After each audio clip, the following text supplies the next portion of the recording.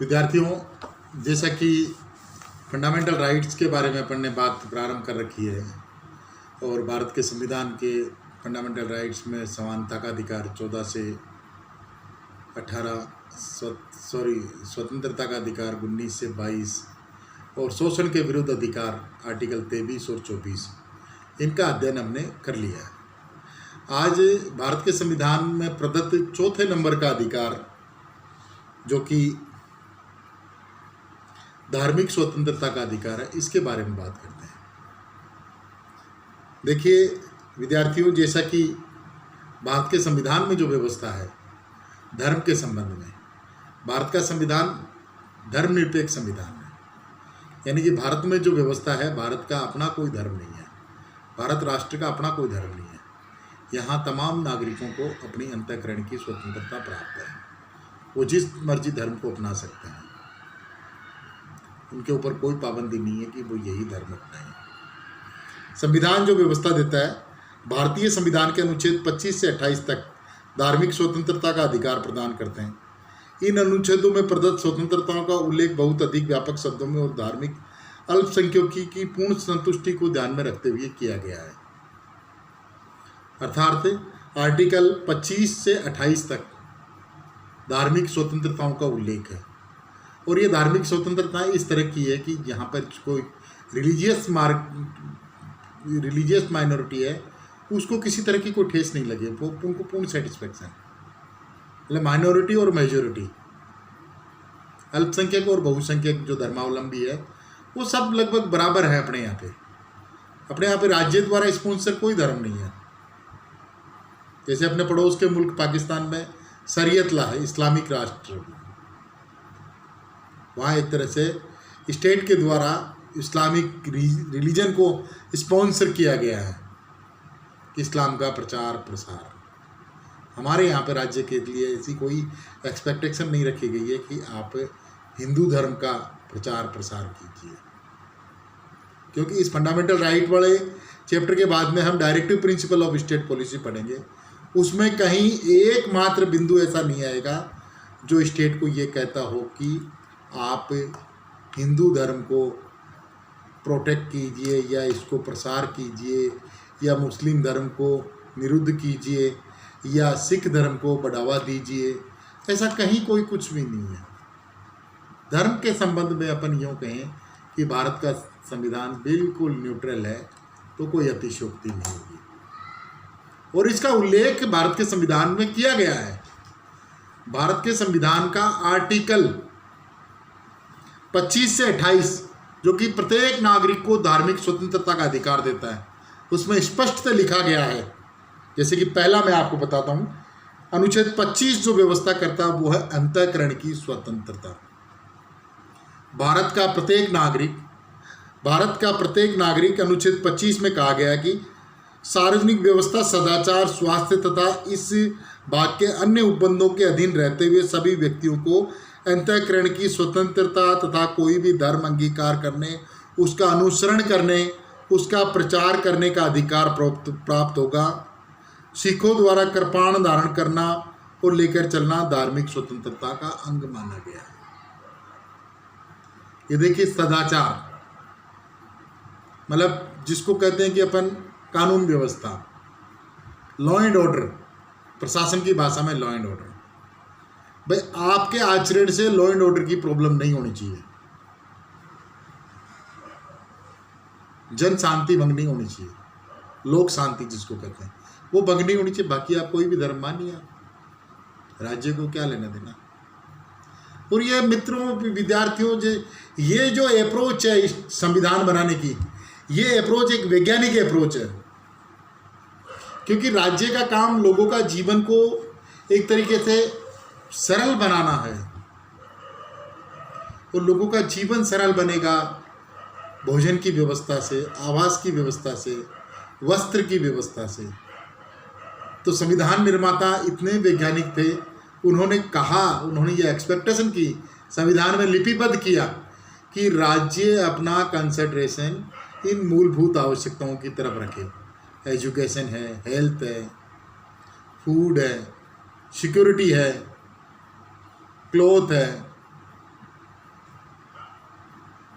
Residential arrangement है, electricity है, rail है, पुल है, एरोप्लेन है, साइंस का रिसर्च है, इनकी तरफ राज्य अपना ध्यान कंसंट्रेट करे, तभी जन कल्याण होगा। धर्म के अंतर्गत अगर राज्य पड़ गया तो राज्य उलझ के रह जाएगा। ये संविधान निर्माताओं ने सोचा था जब संविधान बना रहे थे, जिसका नेतृत्व कर रहे थे पंडित नेहरू, डॉक्टर अंबेडकर, डॉक्टर राजेंद्र प्रसाद। ये महान विभूतियाँ जो कि संविधान सभा में प्रमुखता से थी, उनकी देखरेख में ये संविधान बना, जिसमें राज्य से ये अपेक्षा की गई, भारत राष्ट्र से, कि आप धर्म को अटैच मत कीजिए अपनी पॉलिटिक्स से, अपने स्टेट से धर्म को अटैच मत कीजिए, धर्म को उसका निजी मामला छोड़ दीजिए। अगर धर्म की वजह से लॉ एंड ऑर्डर की कोई प्रॉब्लम होती है, कोई जन अशांति होती है, किसी दूसरे के अधिकारों में चेतना, तब राज्य को धर्म के मामले में पढ़ना चाहिए, अन्यथा नहीं पढ़ना चाहिए। वो भी धर्म के मामले में नहीं पढ़ना चाहिए, वो भी लॉ एंड ऑर्डर को लेकर के। और इसी का उल्लेख है कि आर्टिकल 25 में भारत के तमाम नागरिकों को सदाचार व जन शांति को ध्यान में रखते हुए अंतःकरण की स्वतंत्रता प्रदान की गई है। आर्टिकल 25। नेक्स्ट है आर्टिकल 26। विद्यार्थियों, आर्टिकल 26 प्रत्येक धर्म के अनुयायियों को निम्न अधिकार प्रदान करता है। पहला, धार्मिक संस्थाओं तथा दान से स्थापित सार्वजनिक सेवा संस्थाओं की स्थापना तथा उसके पोषण का अधिकार। धर्म संबंधी निजी मामलों का स्वयं प्रबंध करने का अधिकार। चल और अचल संपत्ति के अर्जन और स्वामित्व का अधिकार। उक्त संपत्ति का विधि के अनुसार संचालन करने का अधिकार। अब ये देखिए, ये जो आर्टिकल 26 की जो अपन ने बात की, वो एक तरह से एक्चुअली 25 नंबर का जो आर्टिकल है अंतःकरण की स्वतंत्रता, उसी को आगे थोड़ा सा एक्सप्लेन किया गया आर्टिकल 26 में। मतलब कि पहले आपको अपना धर्म बनाने की स्वतंत्रता है, आप जैसा मर्जी धर्म बनाइए, जिस मर्जी धर्म को मानिए, आप जिस मर्जी धर्म का मंदिर बनाइए, ट्रस्ट बनाइए, आपको कोई नहीं रोकेगा। आप चंदा लीजिए, कोई नहीं रोकेगा। आप जो चंदे में जो राशि आए उसका विधि के अनुसार खर्च कीजिए, तब आपको रोकेगा राज्य। ऐसे नहीं कि आपने धर्म के नाम पर पे के चंदा इकट्ठा किया और वो चंदा खर्च करो फिर जन शांति को भंग करने के लिए, लोक शांति के लिए। ऐसे उदाहरण मिले हैं हिंदुस्तान में। किसी धार्मिक संस्थान ने चंदा लिया और फिर उसको यूज किया, मैं अपने मुंह से कहना नहीं चाहता, यूज किया राष्ट्र विरोधी गतिविधियों में, यूँ कहेंगे, वो कानूनन अपराध है। तो आर्टिकल 25 और 26 ये धार्मिक स्वतंत्रता से संबंधित अधिकार है। नेक्स्ट जो है आर्टिकल 27। यह आर्टिकल 27 कहता है कि राज्य किसी भी व्यक्ति को ऐसे कर देने के लिए बाध्य नहीं कर सकता जिसकी आय किसी विशेष धर्म अथवा धार्मिक संप्रदाय की उन्नति या पोषण में व्यय करने के लिए विशेष रूप से निश्चित कर दी गई है।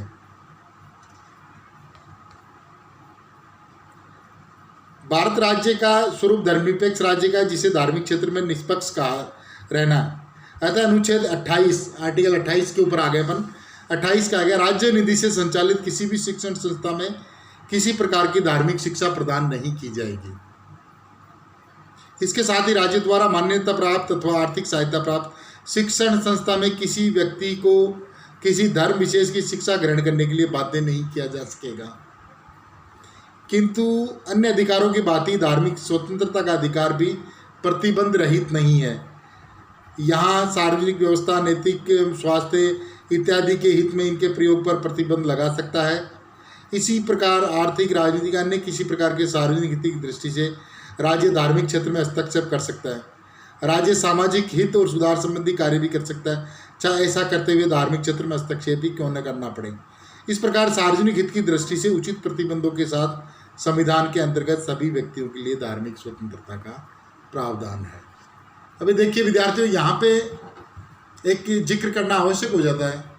अभी जो पिछले वर्ष भारत की संसद ने पारित किया एक एक्ट पारित किया 3 तलाक के ऊपर, मुस्लिम नेताओं ने कहा कि साहब ये हमारे शरीयत के अंदर डिस्टर्बेंस है, असदुद्दीन ओवैसी ने बहुत इसके लिए बोला, ये हमारे मतलब धार्मिक उसके अंतर्गत है, मामलों में हस्तक्षेप है।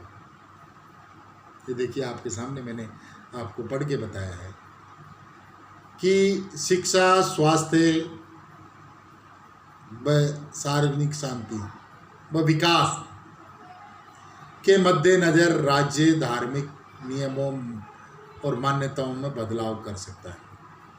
तो 3 तलाक की जो प्रथा थी मुस्लिम धर्मावलंबियों में, राज्य के द्वारा उसको अवैध घोषित किया गया। तो बहुत ही सराहनीय कार्य है वर्तमान सरकार का, इसकी सराहना करनी चाहिए, क्योंकि सामाजिक सुधार आवश्यक है। मुस्लिम महिलाओं में शिक्षा का प्रसार होना आवश्यक है। मुस्लिम महिलाएं 3 बार तलाक तलाक तलाक कहते ही वो पति का घर छोड़ने के लिए मजबूर हो जाना, ये कौन सी प्रथा है यार? समझ में नहीं आता कौन सी प्रथा है ये। बिल्कुल गलत है। इसका विरोध किया जाना चाहिए और भारत की संसद ने इसके ऊपर विचार किया और इसको अवैध घोषित किया। लेकिन विद्यार्थियों, इसके साथ ही एक चीज़ और कहना चाहूँगा कि आपको मुस्लिमों का 3 तलाक दिख गया, हिंदुओं में भी तो है। विधवा विवाह को अनिवार्य करिए आप, महिला शिक्षा को अनिवार्य करिए, दलित, पिछड़ी, आदिवासी महिलाओं के साथ जो रेप होते हैं उनको रोकिए, जो छुआछूत होती है उनको रोकिए। सुधार की आवश्यकता इस्लामिक धर्म में, इस्लाम धर्म में नहीं है, हिंदू धर्म में भी है। तो ये जो चश्मा है सुधार का, वो आपका सेलेक्टिव नहीं होना चाहिए, यूनिवर्सल होना चाहिए वो, तब किसी को कोई आपत्ति नहीं है। लेकिन आप सिर्फ एक चीज़, एक रिलीजन को आइसोलेट करके काम करोगे तो वो चीज़ गलत है। फिर वो संविधान के हिसाब से भी गलत है और उससे साफ लग जाता है कि आपका इंटरेस्ट पॉलिटिकल है। आपका इंटरेस्ट सोशल होना चाहिए, एडमिनिस्ट्रेटिव होना चाहिए, लिटरेटिव होना चाहिए, डेवलपिंग होनी चाहिए, आपकी अप्रोच में चीज़ें होनी चाहिए। फिर कहीं कोई दिक्कत नहीं, आप सभी धर्मों को टच कीजिए ना। कट्टरता, नियमों के प्रति प्रतिबद्धता, जो परंपराएं हैं, अंध परंपराएं जिसको कहते हैं, उनके प्रति प्रतिबद्धताएं तो सभी नियमों में है। उनको भी आप थोड़ा सा फ्लेक्सिबल करवाने का प्रयास कीजिए। हिंदू धर्म में बुराइयां नहीं है क्या? देवदासी प्रथा,